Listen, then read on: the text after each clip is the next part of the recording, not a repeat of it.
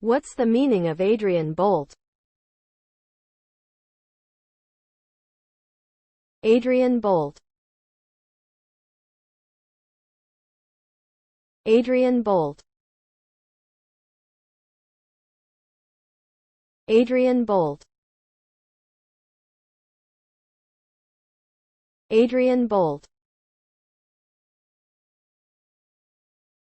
Adrian boult. Adrian boult was an English conductor of classical music.